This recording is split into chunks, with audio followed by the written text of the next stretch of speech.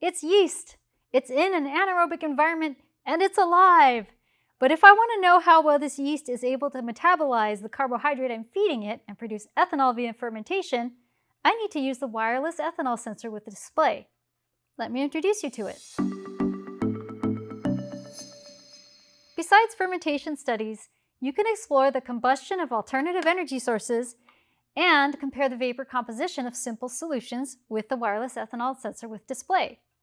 It has a built-in data display, so you can either use it with or without data collection software.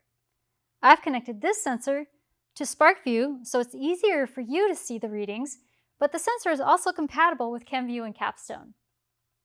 Included with the sensor are a custom number 6 one-hole stopper that's used to hold the sensor in place above a liquid. This is a gas sensor, and neither the sensor nor the probe should be submerged in a liquid or be allowed to get wet. The sensor also comes with a roll of Teflon tape if you need to replace the thin membrane that covers the probe below the cap. And it has a small bottle for calibration, so you can calibrate with a small amount of 1% ethanol. The sensor can be calibrated in any container, but we provided this small vessel to speed up wait time for liquid-vapor equilibrium.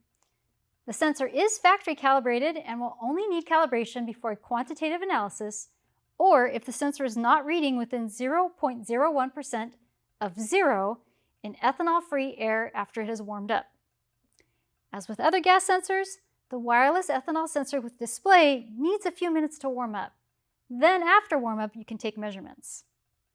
I've added a 2% sucrose solution to the flask, and I'm fitting the included number 6 one-hole stopper to it.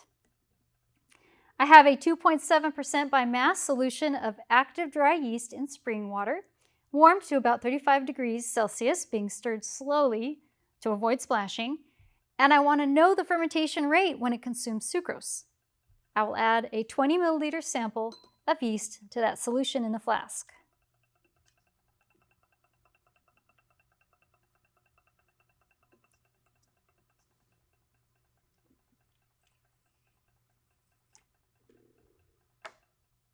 Now I'll carefully place the probe in the system.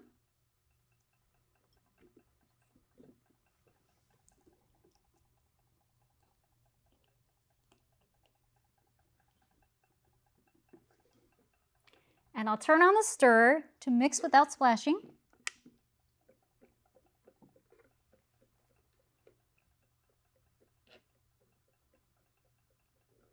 Like any gas sensor, give it at least 1 minute to equilibrate to its new surroundings before you begin collecting data. Notice that the probe is a few millimeters above the liquid and are not letting the sensor get wet. While we wait, I want to mention that the sensor range is between 0 and 3% ethanol, so it will be necessary to estimate quantities expected above 3%.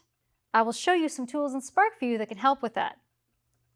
After 1 minute of equilibration time, I can start collecting data. I'll do a 15-minute run of data, and we'll speed through data collection for you.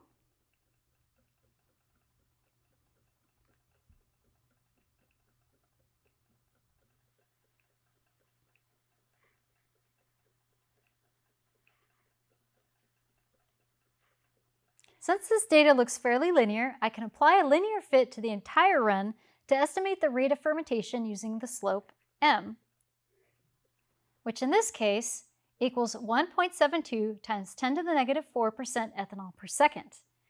I can use the linear fit to project beyond the recorded data to see how long it would take to reach 5% ethanol if the current rate of fermentation stays constant. I'm manually changing the range of the y-axis until I see 5%.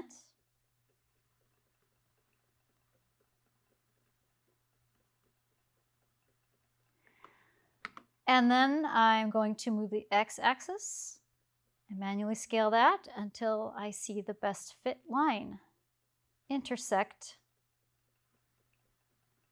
at 5%. And I can change the units on time either to minutes or hours. It looks like hours would be more appropriate here. And I see that to reach 5% ethanol, about 5%, it would take about 8 hours at this rate. Go to PASCO's experiment library to find a lab investigation with a comparison of 2% sucrose as the yeast's energy source for fermentation with a 2% starch solution as an energy source. Thanks for watching, and cheers!